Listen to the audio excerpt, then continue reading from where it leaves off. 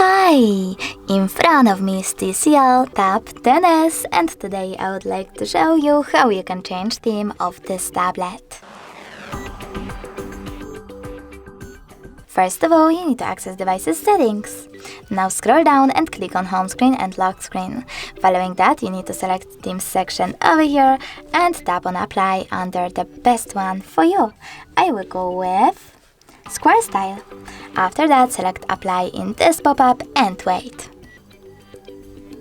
As you can see, theme of my TCL has changed, but you can always hold your device's display instead and tap on themes over here. Then tap on apply and select apply in the pop-up.